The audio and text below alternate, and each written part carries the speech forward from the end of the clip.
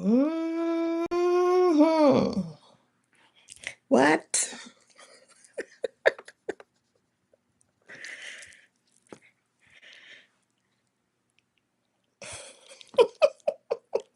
I listen to my music in my ear because it's late where I'm at. I don't want to wake up the neighbors.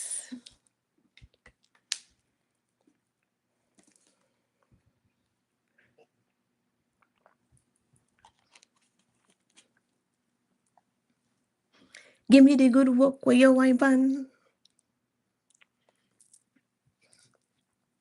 Eyelid, eyelid up, eyelid, eyelid up. That's what I'm listening to. Hopefully, you guys can hear me. I think so. I think so. Hello, beautiful people, tribe of many colors. Oh, how I have missed you. I missed you. I mean, what's going on, Julie Bob?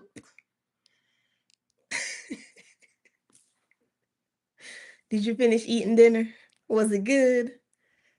Extra spicy? Well done.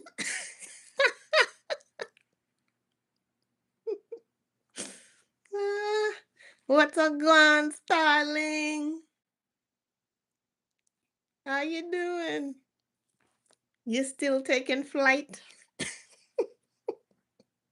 You still flying over there? Hello, hello, come on in. Tell somebody I know somebody to come on in. I ain't got no special topic today. We just kicking it. It's a message from the guides.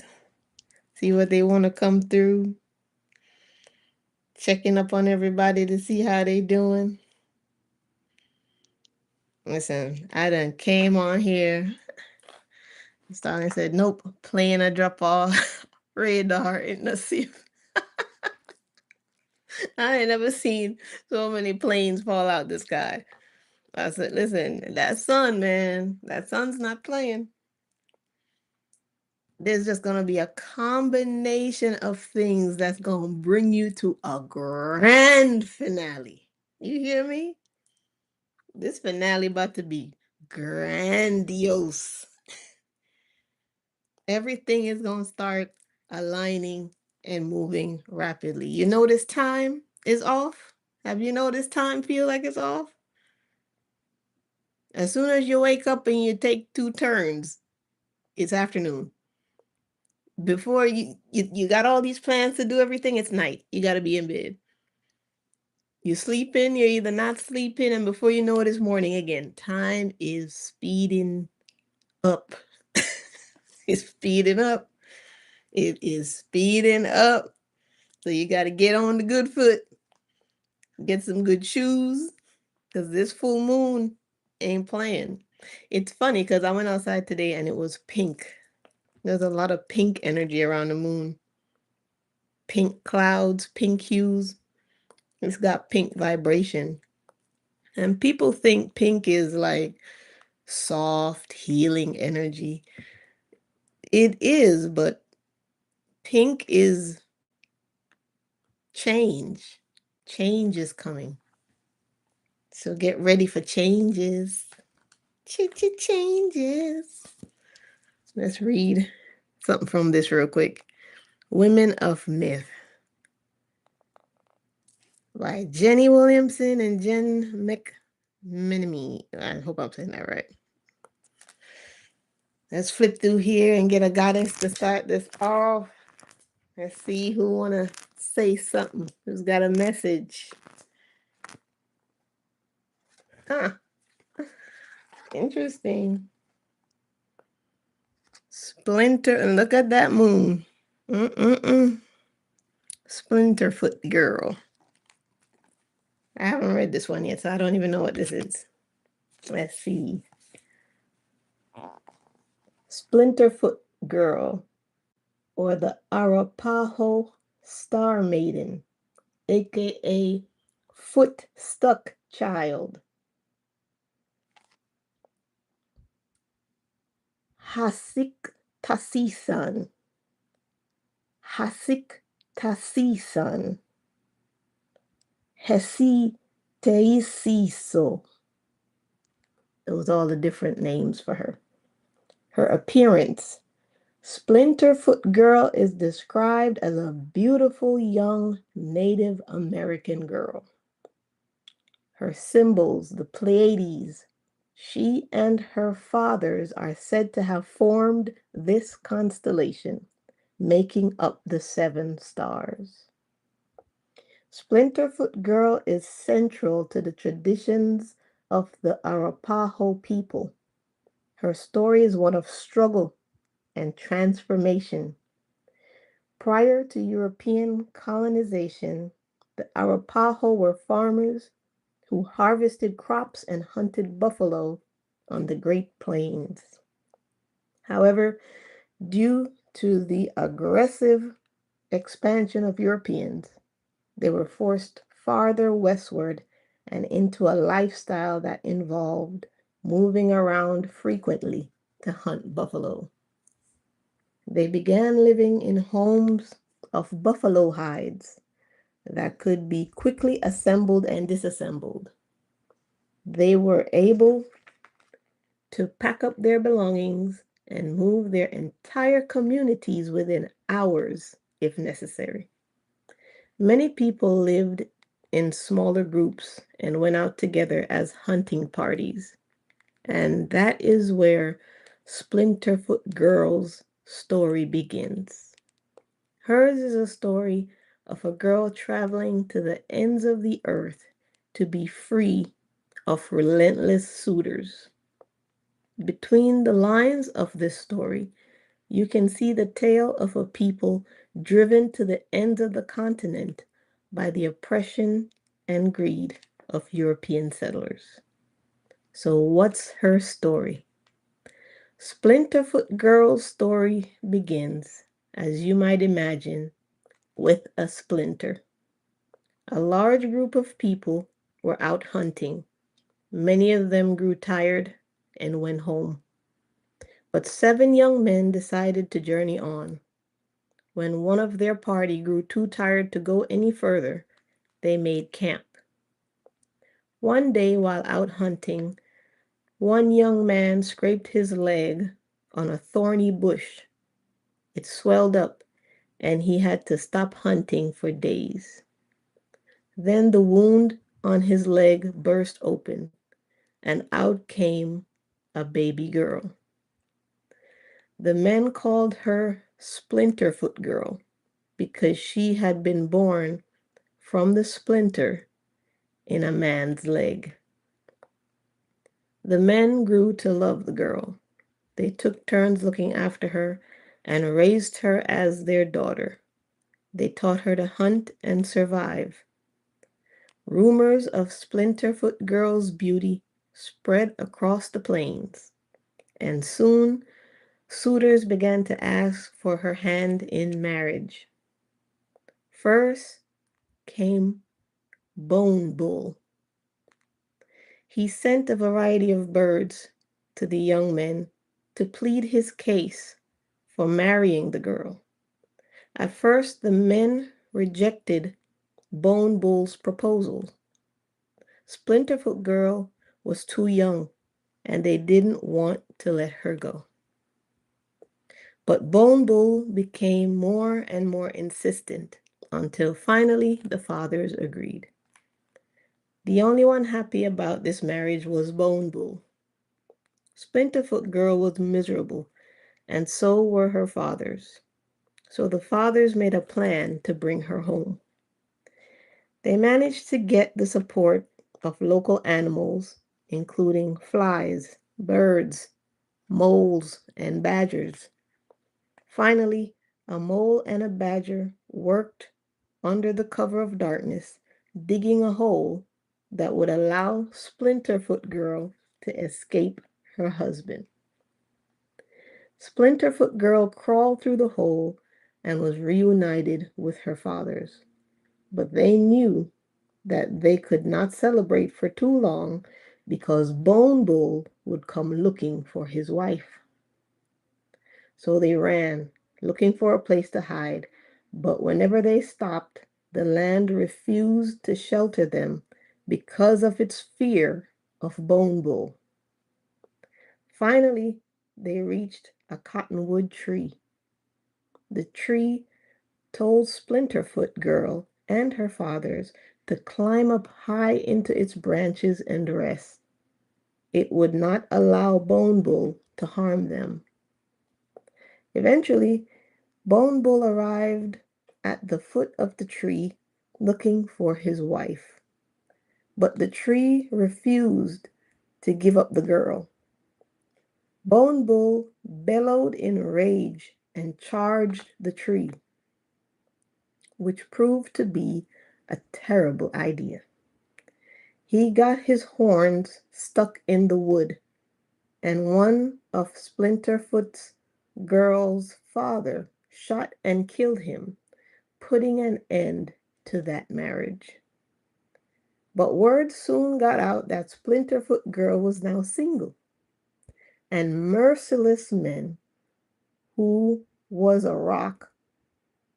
Oh, and merciless man who was a rock was the next to propose marriage. So first there was Bone Bull, now there's merciless man who was a rock. The fathers were warned that merciless man was cruel to his wives, but the rock was powerful, and in the end, they decided to have Splinterfoot Girl marry the rock and then escape with him, with a little help from Badger and Mole. So Splinterfoot Girl married the rock, and once again, Badger and Mole dug a hole. But this time, the hole was for the rock. When Merciless Man returned from his daily work, Splinterfoot Girl tricked him into rolling into the hole. Then she absconded with Badger and Mole and returned to her father's. They ran all night, but the rock soon rolled out of his hole and caught up with them. Seeing no other escape, Splinterfoot Girl took a ball she'd been carrying and kicked it into the sky, turning one of her fathers into a star as she did, and propelling him into the sky with the ball. One by one, she turned her fathers into stars as she kicked the ball into the sky. Finally, it was her turn, and she kicked the ball one final time, joining her fathers in the sky and forming the constellation Pleiades. Splinterfoot Girl finally made a place for herself and her fathers to be safe and free. To this day, she and her fathers live in the sky in a tent made of stars. Now, the Pleiades around the world. Pleiades is the scientific name of the constellation of stars that is visible almost everywhere on Earth. Pleiades means sail in Greek. This constellation's arrival in the northern hemisphere usually heralds the coming of winter. Because the Pleiades is so ubiquitous, the constellation features in folklore, mythology, and religious traditions around the globe. It also served as an important point in the planting cycle for many agricultural societies.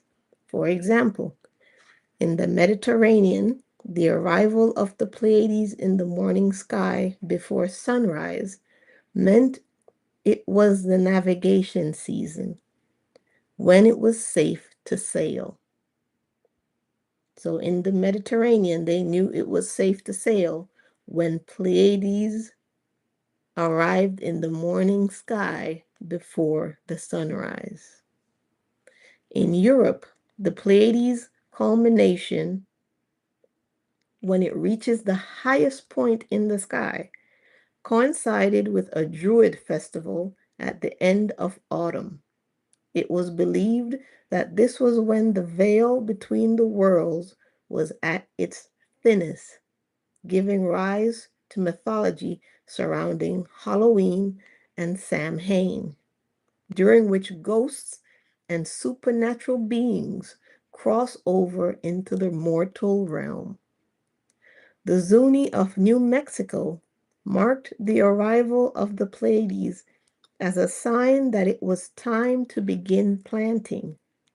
All across the globe, the Pleiades have come to mean something different, inspiring stories and legends. Perhaps none is as fascinating as the story of Splinter Foot Girl.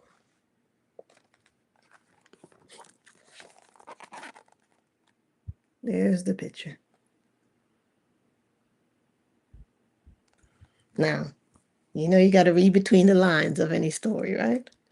And the reason a lot of mythological stories are so obscure that you can't take them literally is because as you listen to the story, it's supposed to awaken your own memory, your own meaning. No two people listen to that story and get the same meaning from it. So, whatever it made you feel, that's the story. Don't pay too much attention to the words themselves. Who we got here? Wade. How you doing, Wade? Magical Wade Antonia. It's good to see you. Thanks for popping in. Thank you, thank you.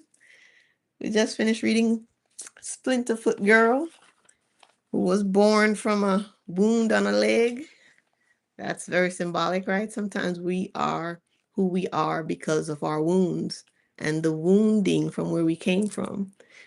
But in the end, what you saw through her life was she was forced to do all these things she didn't want to do, be where she didn't want to be.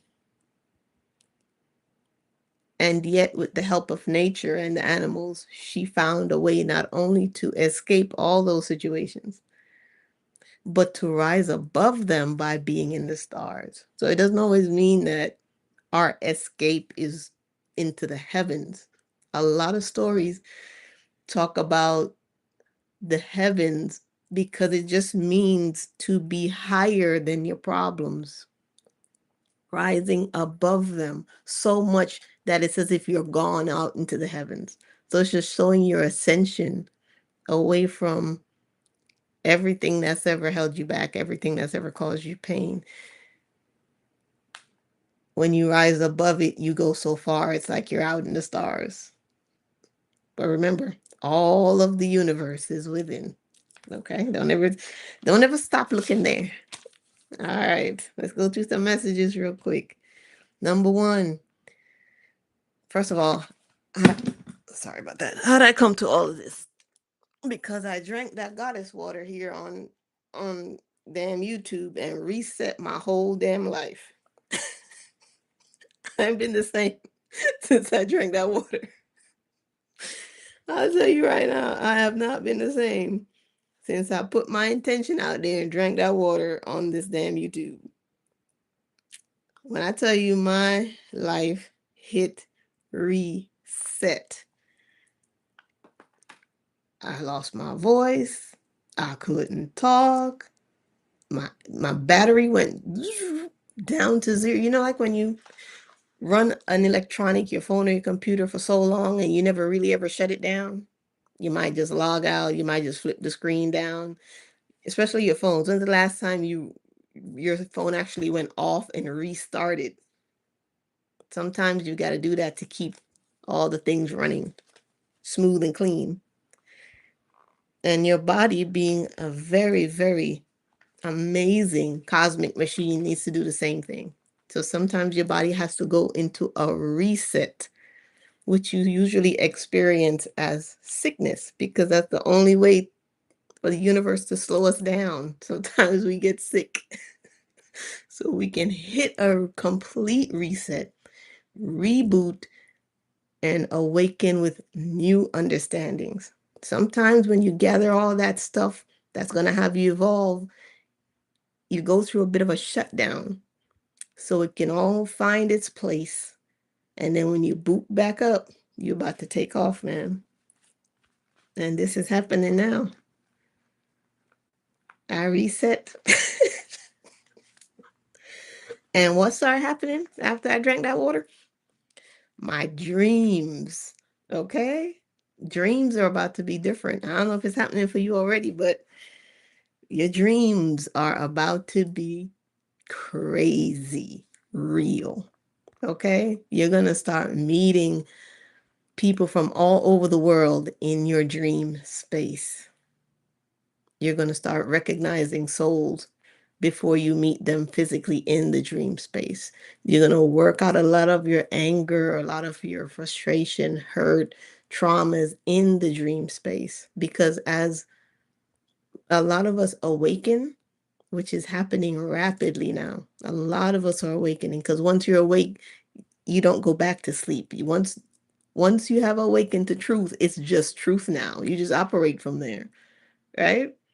So as a lot of us awaken, we also do a lot of healing in our dreams. So people with amazing talents to heal souls, to reconstruct fractured DNA, to repair emotional wounds, to heal mental illness, they are going to start being of service in the dream state because that's where you're at your most connected to source.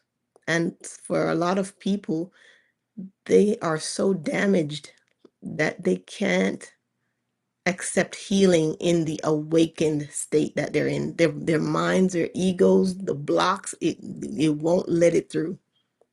But in the dream realm, where the subconscious is a bit more open, now you can have your guides and other brothers and sisters who know the healing you need.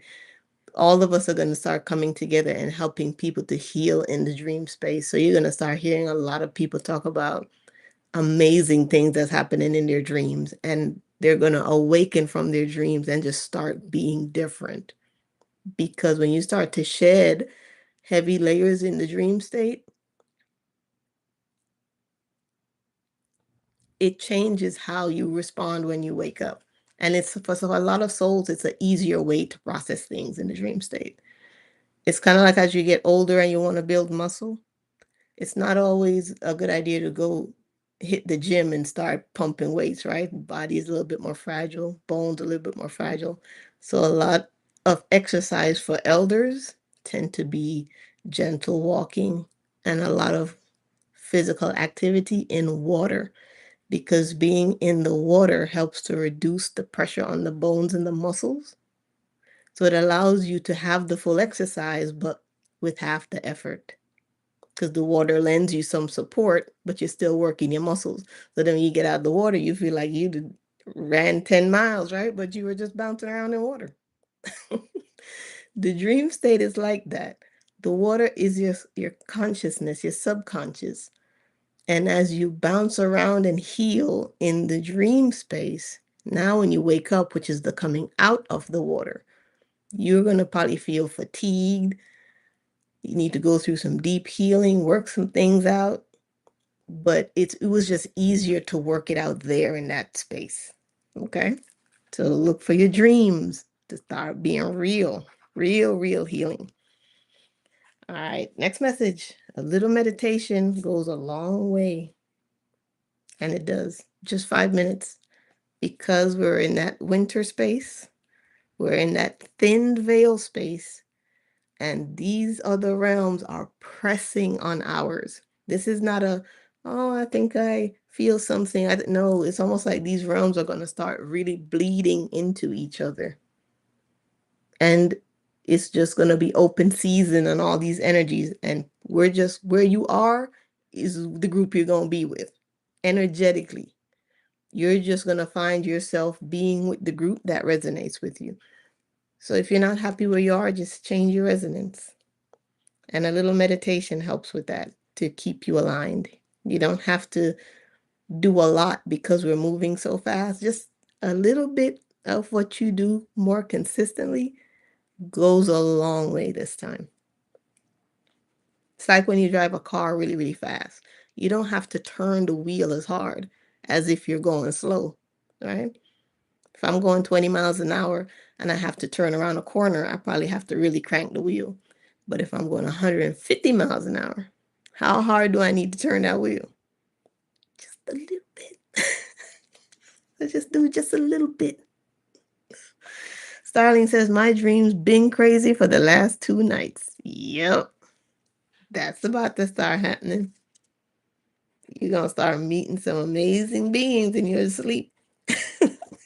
For all the people who don't even enjoy sleeping, you're going to enjoy sleeping now. You're going to want to go to sleep. Okay, the fruits of your labor will be showing.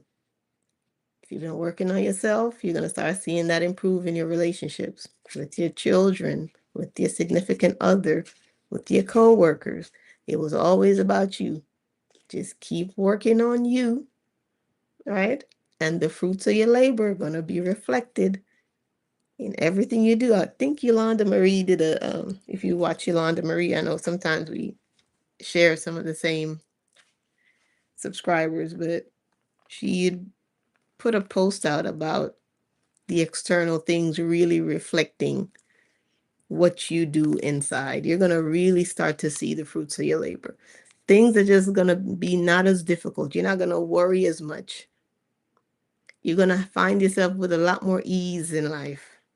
Now, for those of us who are addicted to stress and drama, don't put yourself in the position where you start to create it because that's all you know and you miss that energy. When the stress and the drama leave your life, let it go. Let it go. Your natural healing process is going to be exciting enough. You don't need to drag old excitement with you, especially if it's weighing you down. That's like trying to go high speed in your boat, but you got the anchor down. You got to pull up anchor so you can go. But all your hard work is going to pay off. If you've been working on your body, it's going to pay off. Shout out to my sister out there that's still riding her stationary bike. Every night she send me pictures of how far she's riding. We riding together. So congratulations, Candy, on transforming your body. So if you've been working on your body, working on your mental health, working on your emotions, working on stability in your life, peace in your life, repairing relationships, getting a new job, educating yourself, whatever you've been doing, as long as you've been giving a little bit to it every single day, you're about to start seeing that really pay off. Just don't get so caught up in how things have always been for you that you miss it when it starts to show up. But it's going to be so consistent, you're not going to have any choice but to see it. You're going to notice. Especially in your responses, you're going to start to really see that some of the things that used to really trigger you, they just don't bother you anymore. And you don't have to fight this fight. And you don't have to win this argument. And you don't have to say something back. You're going to start to really value your peace and your silence, especially as you start to see the extremes of it reflected in other people. You're going to be like, I don't want to be like that. And you're going to just find more peace in your calm. Okay. Next, there's going to be a huge separation of energy. It will feel like those who don't belong in your life were never there. So now, because everything is about resonance, right? It's if you know tuning forks, when you hit one tuning fork, all the other tuning forks resonate. Well, Earth is a giant tuning fork.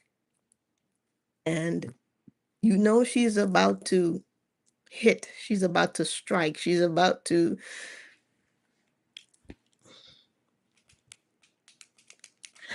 activate her music. When you start getting a lot of issues with the earth shaking, she's trying to ring her bell.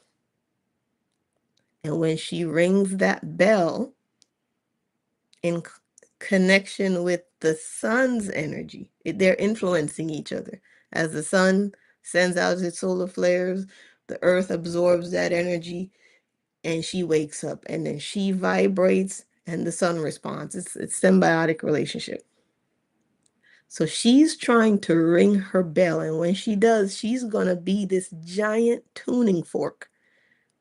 And if you're in alliance, you're going to vibrate with that. And because you're going to vibrate, you're either going to vibrate with it or not. It's almost like if you ever see it when they do sound resonance with sand, how it kind of creates these groups of the sand as it's bouncing on the platform, it creates these patterns. Well, that's grouping. Everything is moving in the area that it resonates, and it creates a geometric pattern. That's what's about to happen with human beings. If you could look at us like sand on a surface, the earth is about to activate, and we are all going to be pulled into our spaces based on resonance. It's going to create a geometric pattern that is going to resonate throughout the cosmos. So everyone is going to start moving into their energetic frequency batches. You're going to be with the group you're supposed to be with in resonance, because this thing is really about to take off here. Okay? So that will feel to us physically like people are just separating. So if you're resonating higher and somebody just doesn't resonate with you, they just won't be in your world. They just won't be in your life, and you won't miss them. Okay? So don't be afraid to let go, especially if it's not good for you, because you will be amazed at what's waiting to replace that, to give you a sense of fulfillment if you just let the old stuff go. Let it go. All right. There will be a complete reset and an opportunity to choose if you keep doing the same old thing. The good thing about this is I told you about my reset. Mine was more physical because I've already been working on the mental and the emotional stuff. So this very potent reset for me was more physical. So the reset that you might be currently in or that's coming for you might be a combination of all of it: energetic, spiritual, religious, physical, mental, emotional. You might be reset on all those levels or one at a time, but it's coming. Okay. And you'll know it's starting to come when you keep getting the same situations you used to get, and you're going to almost have a flash in your mind of what's going to happen if you respond this way. Some of you probably already do that. You can look down the timeline and see, okay, if I respond like this, I already know this is going to happen. If I do this, I already know this is going to happen. But it's going to be faster. It's going to become normal for you to just know, if this person does this or if this situation comes up and I do this, I already know what's going to happen. Now you consciously choose instead of just reacting. You're going to be able to consciously be aware and choose which path you want to take. That's your sovereignty in action, right? And you're going to know if it doesn't turn out well for you, you're going to know exactly what you chose to bring you to that point. And that's good, because then you know how to backtrack and go another way, right? So now that you're talking about the ancestors. If you study ants, they always look for different ways to solve the same problem. And they're not afraid to take a path, go all the way down. If it doesn't work out, come back, ask for help. That's the true ancestors. You need to study ants. They'll teach you a lot. All right. Let's keep going. Time slips. I talked about that a little bit. Time is slipping quick, quick, quick. You blink, 2 hours pass. You might feel like you're out of time. Like, I'll tell you how it feels for me. Like, time isn't very important anymore. The experience is. So you're going to put more value in the experience you're having instead of the time that's passing with the experience, right? So that one's going to be important. All right. You might be guided to read and explore new things. And always remember, when you read stuff, when you read books, listen to podcasts, check out other people's messages, all of these things are just tools for you to have your own wisdom reflected to you. So the power is not in the book. The power is in the mind that's observing the book. You see what I'm saying? It's a tool. Everything you use is just a tool to reflect the godly state and the wisdom and the higher self within you. So don't switch the importance of the thing. Don't place more value in the tool and reduce yourself. Okay? You are always the highest thing, using this tool to see that. So that one's very important. Next, stretch a lot. Okay? You see how lions stretch out there in the Serengeti? You see how your cat stretches? You see how your dog stretches? Stretch a lot and drink a lot of water. Now, when it comes to how I manage my water intake, if I'm drinking water for a whole day, I monitor, okay, how much water do I drink for a whole day that makes me feel good, refreshed? That's what I need to drink for at least 3 to 4 days straight. So if I finish, let's say, 3 hydro flasks full of water one day, and I notice when I wake up, I really wake up feeling refreshed. I'm not sluggish. I'm not fatigued. My muscles don't hurt. I feel good, alert. That's the amount of water you need to drink consistently. But that's going to take some kind of conscious awareness, because sometimes we will drink that just a couple days a week, and then for the whole rest of the week, we're not drinking enough water. Water intake has to become sacred. It has to become purposeful. It has to become intentional. Anything you do with water, make it sacred.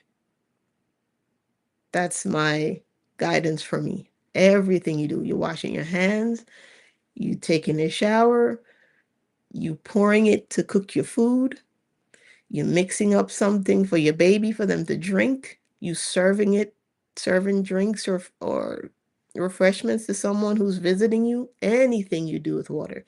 You watering your garden, everything. It's raining outside. Honor everything with water, because as we awaken that energy of honoring the water, wherever the water goes, wherever it flows, it has that energy in it. Okay? All waters meet from everywhere around the world, from below and from the sky down and from below up. Everything within us, everything outside of us, all waters meet at one point. So whatever you put into the water, it finds its way all over the world. Telling you. Okay. 2 more things. Let me make sure. Yep, 2 more things. This new year that's coming up, right? Which I already feel like the new year has started anyway. It will feel like you are shedding an old version of yourself that you will struggle to remember, especially for those that are stuck in a lot of hurt and pain and trauma. When you shed the layers of this pain, you're gonna have to try to force yourself to remember negative things or bad things or sad things in your life, because you're gonna realize you deserve to be happy. And when you truly step into happiness, those bad experiences are just the raft that took you across the ocean of your own consciousness. And you don't need to drag it with you. So there's going to become a point where you truly let go of the hurt and pain, and it's not going to plague your waking thoughts so often. And you have to be okay with saying thank you. Do a ceremony around your grief and be thankful for what it showed you and what it made you to be. And then know that you deserve to step into something brighter and lighter and better. And it's okay if you no longer remember this stuff every single day. Sometimes that's a part of healing. You actually let go of the memory as well because you've gained the skill. And you don't need to convince yourself that you have to hold on to the memory of it so that you won't forget, so that it won't happen again. No, once you've learned the lesson, you've gained the skill, you don't have to carry the memory with you because you're going to always respond from a new place, right? And that's what's important. So shed it all for the new year. And last but not least, write. This has been a message that's coming up over and over again. Write. Physically write with pencil, pen. Sometimes we're on the computer and we type and type and type a lot. If you're having a lot of memory problems, you're like, look, okay, now I'm forgetting too much stuff here. You feel like your mind is just not focused, it's glitching too much. Write. Write with your dominant hand and also write with your non-dominant hand. Practice, write poetry, doodle, right? There's doodling is a process of doodling where it's almost like when you doodle or when you do art or when you're writing, it can put you in a trance state where your brain starts to rewire itself to be more optimal. But you have to give it a moment, a pause to do it. So as you're doodling, as you're drawing, as you're doing your art, your physical body is doing something, but all your internal systems are rewiring. So it's very, very good. If you want to improve your mind, okay, improve your mental state, your mental activity, physically write, even though you don't have to because you do everything on the computer. Intentionally pick up a pen, pick up a pencil, write poetry, find creative things to write, do it with dominant, non-dominant hand, doodle, whatever you need to do, just move your hand because it's helping to rewire your brain. Okay? That's all the messages. That's all of them. Wade said, always take what resonates and leave behind what does not. Trust your discernment. Absolutely, Wade. Absolutely. But yes, my guy said, when you write with, because if you notice, when you write with your non-dominant hand, that's what do they say? The left is controlled by the right, and the right is controlled by the left. When you write with your non-dominant hand, you notice how scribbly and scraggly that thing looks. Your dominant hand can have you doing calligraphy, right? And your non-dominant hand got you looking like you in daycare. Learning to write for the first time because that side of your brain that controls that non-dominant hand is underdeveloped and it shows in the writing. So the more you become more fluid with writing with your non-dominant hand, you increase the activity to the corresponding part of the brain so it can start to develop, and it just creates balance. That's how you get your balance. One of the many ways to get your balance. The other way you can get your balance is to stand on one leg because the body goes through corrective motions and mental activity to keep you balanced. So that's where your yoga comes in. Do a lot of yoga where you have to rely on one side of your body and strengthen the half of your body that's not that strong. So you gain that balance.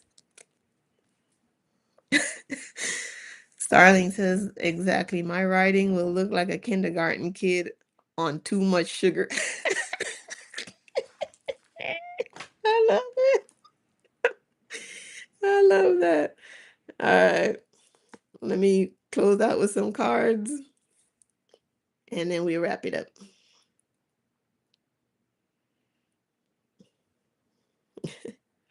Send this message real quick. All right. So I'm going to pull two. I'm going to pull from Flower of Life and Power of Love.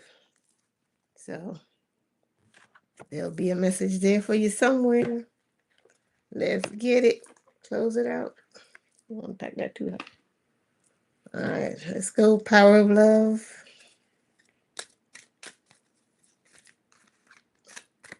Let's flow. Let's flow.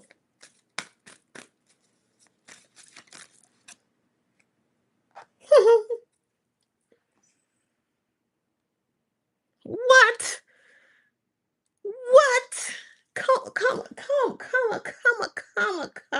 on, chameleon. Come on now. Peacefulness. You recognize that balance, kindness, and love bring calmness to your soul. The universe tells no lies. The universe tells no lies. Activate with that. Bam! Oh, it comes with a deeper message. Oh, let me read it. Peacefulness says, you recognize that balance, kindness, and love bring calmness to your soul. It's a sad irony of life that humans can only appreciate the quality of a peaceful existence by experiencing moments of comparative turmoil and conflict. Just as you most value health after illness, so do you feel more grateful for peace once you have encountered strife. But discord is something that you can learn to avoid. Lucky is the soul who learns this lesson quickly. Confrontation and conflict are not the energy of spirit. Most people in our world are reactors, especially when they are the recipients of any negativity.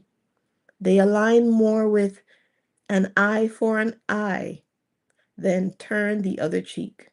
Unfortunately, they don't realize that this is the worst possible response they can mount. A punitive reaction instantly forces the brain into survival mode, and hormones and chemicals of self-preservation are released into the body, which attempts to rid itself of the foreign invader who broke through the calm of its normal environment. The intensity takes a toll on the mind and the body, eventually bringing about a state of dis-ease. This is why it is imperative that you make it a vital part of your daily ritual to return to a state of peaceful bliss and harmony as often as possible. Entering this zone of awareness automatically quiets and resets your brain. If this card often appears in your spreads, it would be wise to stick to a meditative schedule daily. Come on. This is like perfectly aligned with what we're talking about. You need to see the extreme of ugly to know the value of peace. But if you can pick up on that lesson quick, you don't have to be the one bound by it. You deserve your peace. and I want you to have it. All right. Let's carry on to the next one.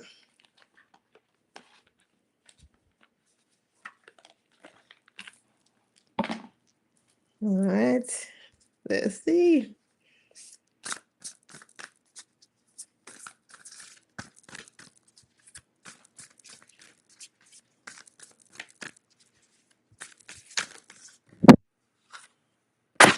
This one says tarot.